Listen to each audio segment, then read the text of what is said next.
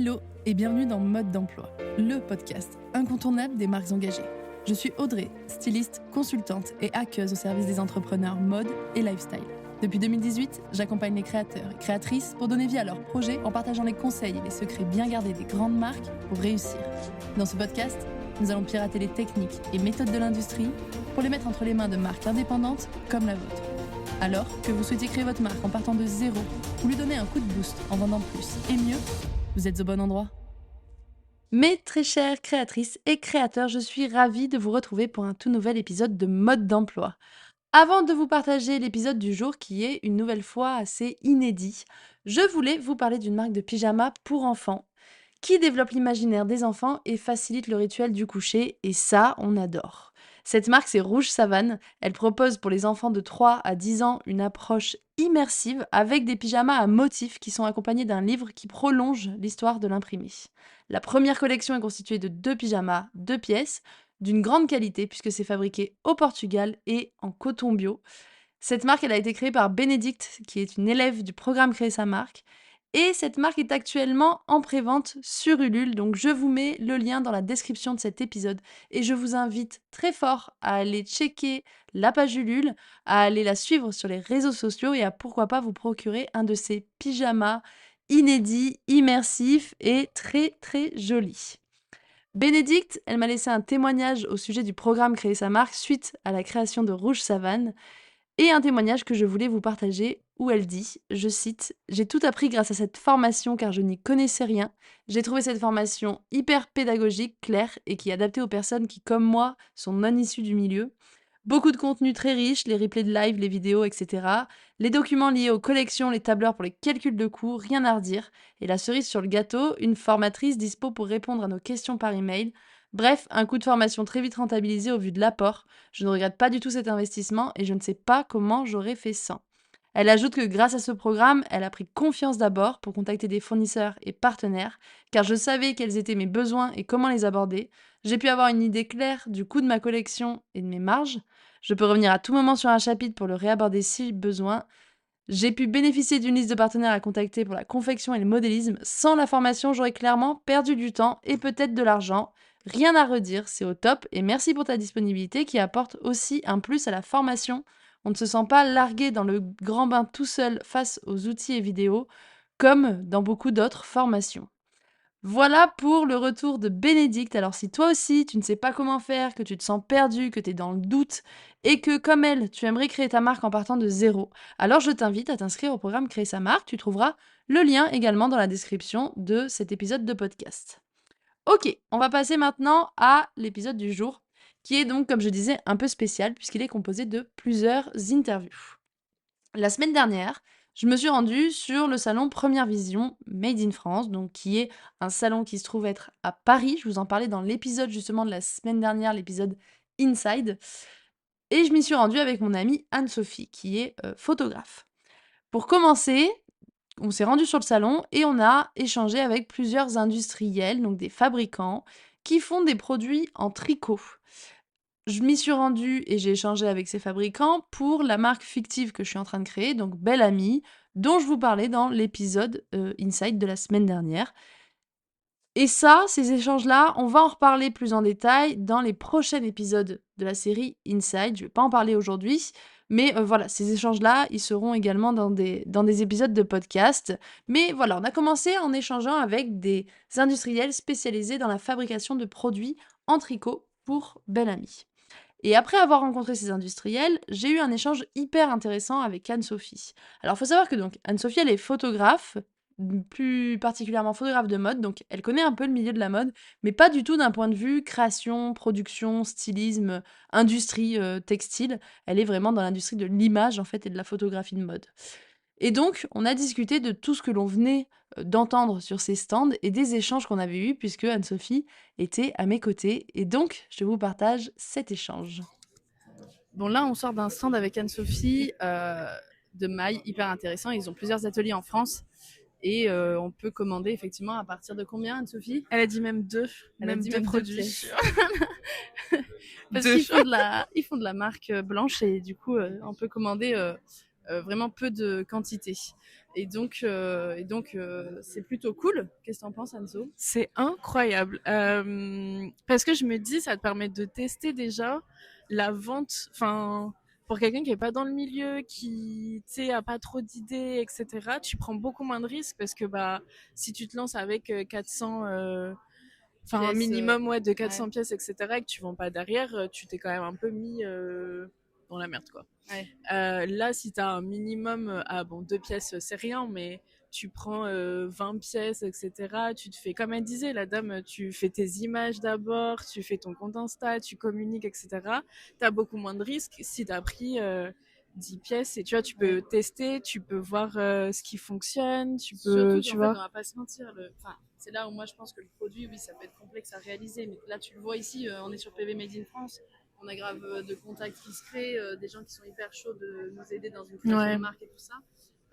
En réalité, le plus dur, c'est d'apprendre à vendre, quoi. C'est d'apprendre bah ouais. à savoir vendre tout ça, à savoir fixer les bons prix, toucher la bonne Mmh, personne, la bonne cible, faire le bon produit pour la bonne cible, la bonne. évidemment, et au bon prix, avoir un bon positionnement prix. Ouais. Mais une fois que tu sais faire ça et que tu arrives à le tester sur effectivement 20 pièces, 20 modèles, même hyper créatifs, parce qu'en plus là, ça peut être des modèles qui sont quand même bien créatifs, quoi. On n'est pas Oui, sur oui, des oui. t-shirts avec juste du print. Non. Une fois que tu sais faire ça et que tu testes ton concept sur 20 pièces, bah derrière, let's go, tu as fait ta trésorerie pour te lancer un peu plus.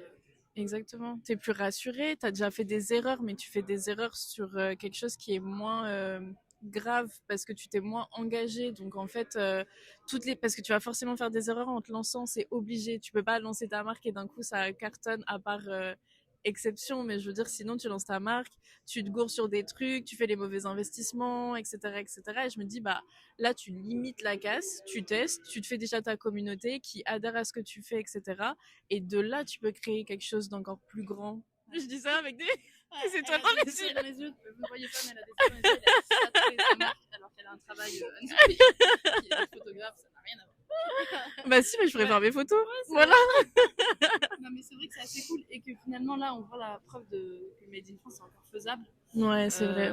Et qu'on peut encore grandir en Made in France. Enfin voilà, créer une marque en Made in France, c'est la faire grandir. C'est faisable, il suffit juste d'avoir les bons outils, les bonnes clés et de ne pas se lancer à l'aveugle avec un mauvais positionnement et une mauvaise stratégie de création et de quantité et de collection, etc. Et puis là, tu as déjà, en fait, tu t'appuies sur l'expertise de fabricants qui le font depuis des années. Donc, en fait, ton produit, il est quali. C'est pas, tu commences à lancer ta marque, tu fais plein de protos, t'es pas sûr. Enfin, c'est quand même un process qui est super long. Là, en fait, ils ont déjà leur produit, donc ils savent exactement comment bien le faire. Et donc, tu t'appuies sur eux pour toi lancer ta propre marque. Donc, je trouve ça assez c'est clair, et c'est des incroyable. modèles qui, eux, comme on l'a vu chez 3D Tex, c'est des modèles qui vendent déjà avec leur propre marque Ses Ambres. Ouais. C'est des modèles qui vendent, donc en plus, tu sais que ça peut être des choses qui plaisent. Et après, tu te fais ta propre gamme de couleurs dans ces, ouais, c'est ça. produits-là. Enfin, ils ont quand même 40 coloris. Oui, t'as de quoi choisir. Des collections et des harmonies. Et surtout, bah, il y a un moment donné, tu crées ta marque, donc c'est pas que créer le produit, quoi. Non, c'est tout l'univers. Et je pense que c'est un super bon exercice en réalité parce que tu vends pas juste un produit, tu vends un univers, tu vends, bah, comme on disait hier, une promesse de vente. C'est ça qui est le plus important. Et du coup, au final, là, tu peux vraiment te focus sur, ok, c'est quoi mon ADN, à qui je veux vendre, c'est quoi exactement ma cible, ma niche. Enfin, je trouve que du coup, ça te permet vraiment d'aller creuser parce que tu dis, tout le monde peut vendre le même produit vu que c'est de la marque blanche, mais justement, genre, tu peux avoir deux personnes qui vont vendre le même produit et il y a une marque où ça va cartonner et l'autre où ça va pas marcher. Et je trouve que du coup, c'est un super bon exercice pour te dire, ok, comment je me démarque, comment je rends mon produit unique alors que c'est une marque blanche. Enfin, franchement, je trouve ça trop intéressant. Et puis de la marque blanche en France, quoi. Oui, en France, c'est pas. En plus, tu vois, c'est vraiment le principe du print on demand qui se fait beaucoup sur des trucs d'Asie, au final, ou tout ce qu'on peut voir en dropshipping, justement. Donc, ce principe du, entre guillemets, dropshipping peut être tout à fait réalisable sur du produit éco-responsable, sur du produit local, en soutenant une industrie locale, etc. Et en faisant une marque qui est pas une marque dégueu d'Asie, quoi, qui va aller tourner on ne sait où, chez Zonteki, etc.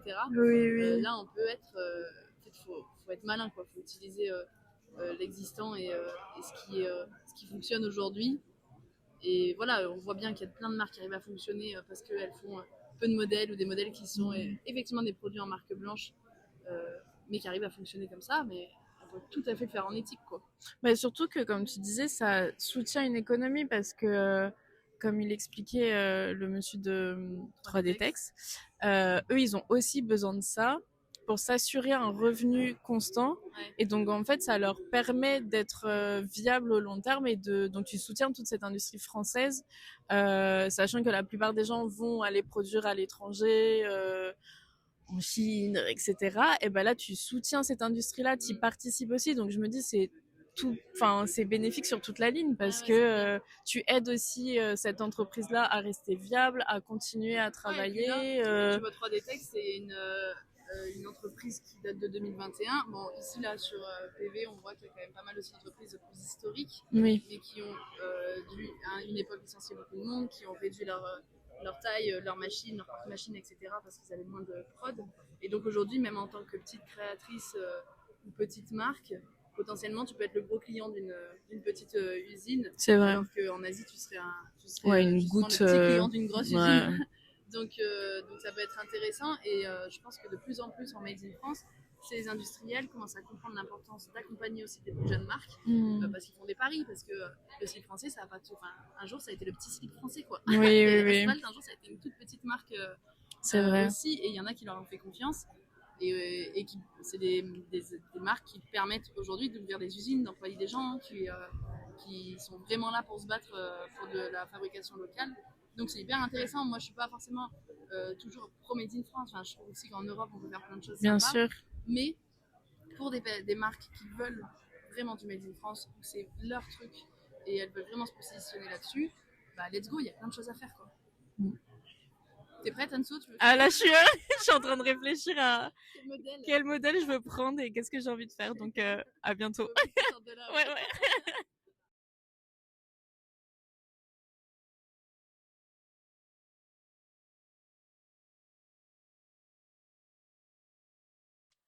Comme tu le vois, tous ces échanges que l'on a eus avec ces industriels français nous ont donné pas mal d'idées, à moi, mais aussi à Anne-Sophie, puisque ces fournisseurs et ces fabricants s'adaptent de plus en plus aux contraintes et aux demandes des jeunes marques de vêtements.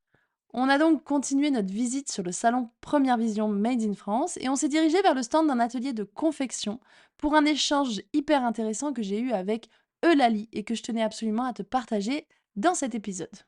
Alors, nous, on est la confection des Deux-Sèvres, C2S. On est basé dans les Deux-Sèvres, dans le 79, et donc on est fabricant.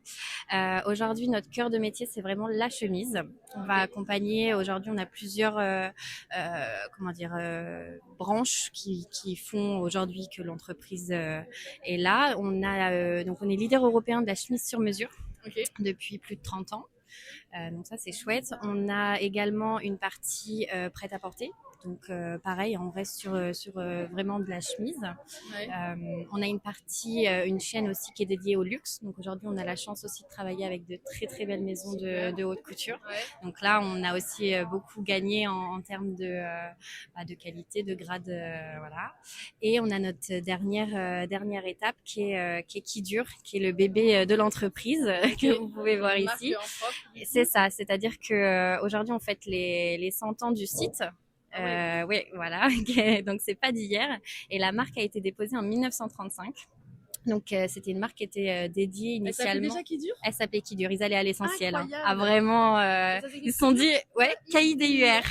Ils se sont dit bon bah on fait des vêtements qui durent, bah on va l'appeler Kidure. Vraiment big brain. Donc c'est une marque qui était destinée initialement aux vêtements de travail. Ouais. On était sur la veste workwear travail, le bleu travail en fait qu'on connaît, voilà. Et de la chemise un peu longue, vous voyez, qui était pour nous, on est quand même dans une zone rurale, donc tous les agriculteurs, les choses comme ça. Et c'était une marque qui était vendue, un peu distribuée sur les petits marchés, voilà. Ouais. Donc on avait quand même une communauté qui était fidèle à Kidure à l'époque. Hein. Et ça s'est un petit peu arrêté dans les années 80. Il y a eu la mondialisation. qui en fait, il y a eu une période sur notre site à Courlay, donc Courlay, on avait quand même plus de 400 personnes, on avait derrière on a des bâtiments, des métiers à tisser, etc. Donc il y a eu une période en fait, il y avait vraiment, ça faisait marcher l'économie locale et tout le monde venait à Courlay. D'ailleurs, il y a rien d'autre, mais tout le monde venait à Courlay et c'était vraiment la grosse entreprise du coin, quoi. Ok. Donc dans les années 80, la marque s'est un petit peu endormie.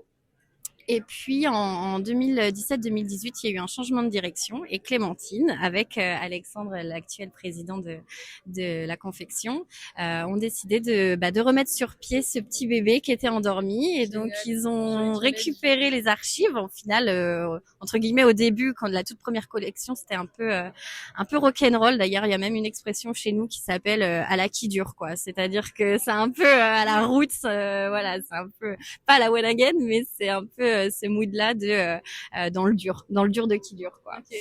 Et donc Clémentine, les premières collections, ils se sont fait plaisir, ils ont pris des tissus un peu colorés, un peu carreaux, un peu voilà, et ils ont repris surtout la veste 41 qui est notre modèle phare, qui est aujourd'hui décliné dans plusieurs matières, voilà, mais ça reste le patron initial qui était fabriqué en fait dans les années 30. Et bon, on l'a un petit peu upgradé, on l'a remis un petit peu quand même au goût du jour, on a changé les boutons, des choses comme ça, mais vraiment et un peu le fitting pour qu'il soit voilà, mais on est toujours dans cette même vision qui était faire quelque chose qui dure, qui résiste. Et en fait, on est sur de la moleskine ultra serrée, ultra résistante. Et aujourd'hui, avant c'était vraiment destiné aux travailleurs. Aujourd'hui, on travaille toujours avec des personnes qui entre guillemets l'usent par le biais du boulot, mais c'est devenu aussi un accessoire qu'on peut porter dans la rue, voilà. Donc il y a beaucoup de choses à raconter sur qui dure. Peut-être qu'on s'éloigne un petit peu du dossier, mais et ça montre que, c'est trop là, ce qu'on a vu nous depuis le début, c'est qu'il y a quand même beaucoup d'ateliers de confection qui ont aussi maintenant leur marque en propre parce que ça leur permet de. Et nous, on a fait un peu les choses dans l'autre sens. Enfin, c'est-à-dire que notre qui dure a toujours été faisait partie des murs. Et après, on a dit bon, je pense que oui, c'est ça. À cette période-là, dans les années 80, ils se sont dit bon, peut-être qu'on voit le vent un peu tourner. Donc c'est pour ça qu'aujourd'hui, on est fabricant et on fait un peu ce qu'on appelle en marque blanche. Ouais. Ça existe toujours. Et puis il y a aussi beaucoup la partie sur mesure qui a été développée. Et donc ça revient. Voilà, on navigue entre les 3 ou 4 activités de l'entreprise. Aujourd'hui, on est 80. Il y a à peu près 80 personnes qui participent à cette belle aventure. Et voilà. Et donc on est fabricant aujourd'hui. On accompagne. Tout type de marque, oui, alors après, il faut que ça réponde, comme on disait, on a quand même des minimums de production, des choses comme ça. Qui sont deux on est de 200 pièces au modèle. Donc, modèle couleur ou modèle modèle, c'est pour ça que si on part sur un modèle chemise, en effet, ça peut être décliné dans plusieurs tissus. Si c'est de la popeline, c'est ça, dans le même principe. Nous, on a estimé la rentabilité à partir de 200 pièces. Ouais, okay. Voilà. Et donc après c'est pareil, il y a plusieurs possibilités. Soit le client vient avec son tissu, soit il vient avec sa référence. Il a déjà une idée de ce qu'il veut et il nous charge, il nous fait confiance pour acheter les matières. Ouais. Donc voilà, c'est du produit fini. Ou troisième option, là pour le coup, il n'a pas du tout d'idée et on l'accompagne aussi dans le sourcing. Okay. Voilà. Donc les trois sont envisageables. On fournit pas mal de choses aussi. On accompagne sur les boutons. Alors sauf toujours s'il y a des particularités, si le client veut quelque chose en particulier. Mais étant donné qu'on a le service sur mesure, on a déjà une gamme préétablie en fait, des modèles déjà un peu existants. On a déjà des bases. Et le bureau d'études est basé à Courlay aussi. Donc on est, je sais plus, 5. Il y a 4-5 modélistes qui sont 3. Ouais, 5, c'est ça. 5 modélistes qui sont là. Moi, je suis à la partie commerciale.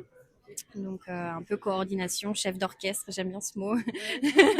Parce que c'est ça, c'est ça, la relation entre la direction, l'atelier, le bureau d'études, le client. Surtout, je suis vraiment le premier contact avec le client et donc je réponds à toutes les demandes de suivi. Donc clairement, une personne qui est en pleine création, là, elle peut venir soit déjà avec son dossier technique, son style déjà fait, sa matière déjà sourcée, ou carrément venir avec un peu son idée et vous avez des capacités Juste, ça va être, c'est ça va être forcément la gestion du temps au niveau du bureau d'études. Évidemment, si on a déjà des bases, etc., forcément, ça va être plus facile pour nous. Même un modèle, à la limite, un modèle physique, on peut le prendre, on peut le mesurer, j'aime pas le terme copier, mais c'est un peu l'idée. En gros, s'il a déjà un modèle en tête avec telle et telle particularité, ça, on peut tout à fait le faire. Et on a déjà des bases existantes, mais le but après, honnêtement, c'est que même en prêt-à-porter, c'est un projet, unique presque. En fait, on s'adapte vraiment à chaque demande, même si on a des choses qui existent déjà et que les process sont plus ou moins les mêmes.